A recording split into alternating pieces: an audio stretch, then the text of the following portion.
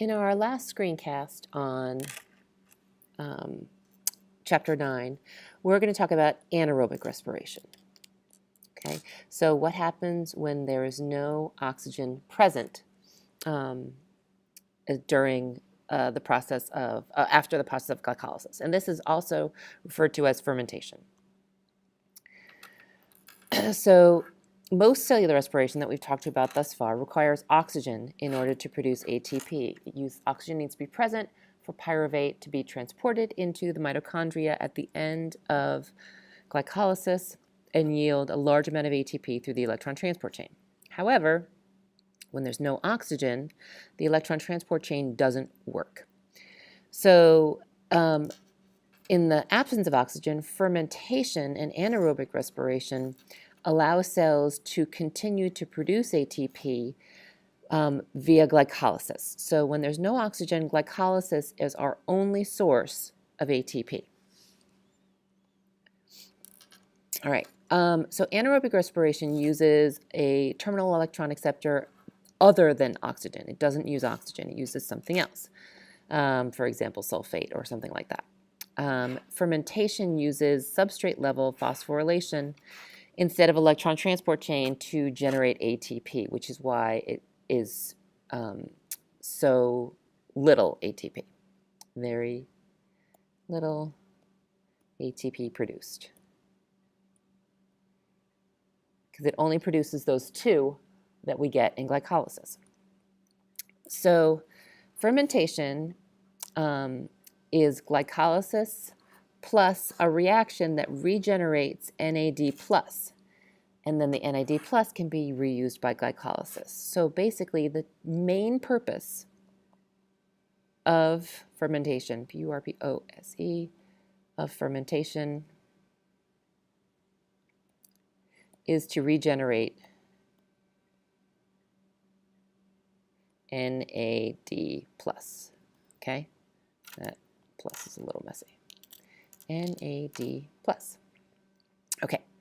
So there are two types of fermentation, one alcohol fermentation and two lactic acid fermentation. So first we're going to go through alcohol fermentation, and this happens in yeast or other types of organisms, but not animals. Okay, so alcohol fermentation is then exploited because it produces some alcohol. This is brewing, winemaking, baking, making bread, and you'll see why in just a minute.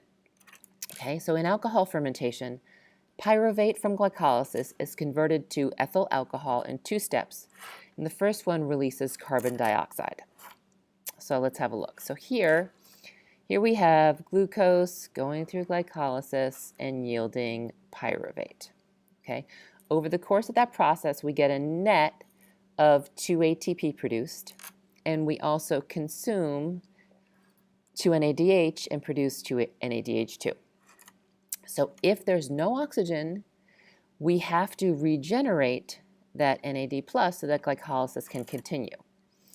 So if there's no oxygen, pyruvate is not transported into the mitochondria, but it goes through this process of alcohol fermentation. Move this up a little bit.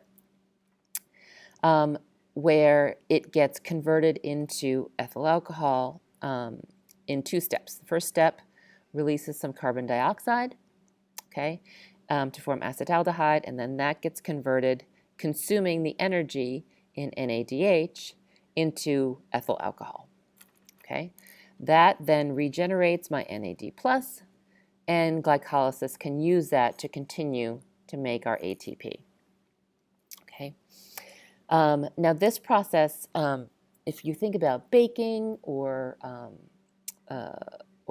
making beer or wine, right? So the carbon dioxide release, that's a gas, right? It's bubbles, and it makes that's what makes dough rise, as all the bubbles of carbon dioxide released by fermentation of the yeast, and that's what makes all those little holes in your bread. Those are made by bubbles of carbon dioxide.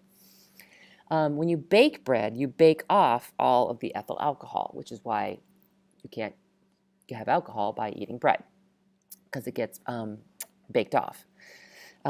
However, when you're making beer or wine, right, so the bubbles in the beer also come from the carbon dioxide as well as the alcohol content. Okay, so that's alcohol fermentation.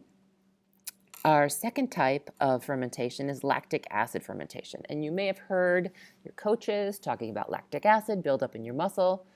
That's because this is the type of fermentation that animals do when we don't have enough oxygen in order to keep that ATP being made. So lactic acid fermentation, pyruvate is reduced, and lactate is the end product. Okay, but there is no release of carbon dioxide. Okay, lactic acid fermentation by fungi and bacteria is used to make cheese and yogurt. That's why it can have that zippy taste. And human muscle cells also use lactic acid fermentation to generate ATP when oxygen is low. Okay, so here is a look at lactic acid fermentation. Nudge that up a little bit more. Oops. Okay, so again, here we have glucose going through glycolysis to make pyruvate. Okay, this generates our ATP and NADH. Now, again, there's no oxygen. Pyruvate does not go into the mitochondria, and it gets converted in the cytosol back to, or into lactate. That process converts NADH back to NADH2, which can then be used in glycolysis. Okay, and again, that's all this is occurring in the cytosol. Okay, as well, alcohol fermentation also occurs in the cytosol because nothing, when there's no oxygen, nothing gets transported into the mitochondria. Okay, so let's compare these two processes. So aerobic respiration is, of course, way more efficient. It gets way more of the energy out of glucose. So both processes use glycolysis, and that makes me 2 ATP, to oxidize glucose. Okay. In all three processes, so fermentation, anaerobic, and aerobic respiration, NAD+ is required as an oxidizing agent that accepts electrons during glycolysis. Okay, the processes have different final electron acceptors. Okay, so in fermentation, it's an organic molecule, and in cellular respiration, it's oxygen. Okay, cellular respiration produces a whole bunch of ATP per glucose molecule, and fermentation produces much lower number, but still, it is a net gain of ATP, and so we have to still produce ATP, and 2 is better than 0. Okay, a couple of different types of organisms that undergo anaerobic respiration. There are things called obligate anaerobes, and think about if you're obligated to do something, you have to do it. So obligate anaerobes only use fermentation or anaerobic respiration, and they cannot survive in the presence of oxygen. So they have to do anaerobic respiration. Oxygen will kill them. Yeast and a lot of bacteria are facultative anaerobes, means they can survive using fermentation or cellular respiration. Okay, and facultative anaerobe, pyruvate is kind of this decision point in a metabolic road, a fork in a metabolic road that leads to 2 alternative catabolic routes. So if you look here, if I have some glucose, glucose always undergoes glycolysis. Every single organism living on the face of the planet uses glycolysis. Okay? At the end of glycolysis, we have our pyruvate. And then at this point, the cell makes a decision. If there is no oxygen present, it goes to anaerobic respiration, so ethanol, lactate, or other products. Okay? If there is oxygen present, we go through aerobic cellular respiration because it's preferred, because it makes more ATP. Okay? Just a couple of, bring in our evolution piece, evolutionary significance of glycolysis. Glycolysis is an extremely ancient process. It's one of the first metabolic processes they believe evolved, period. Okay? Ancient prokaryotes were thought to have used glycolysis long before there was oxygen in the atmosphere. Remember, glycolysis doesn't require oxygen. So it got the cells energy before there was even oxygen in the atmosphere. And that was a really long time ago, like 3 billion years ago.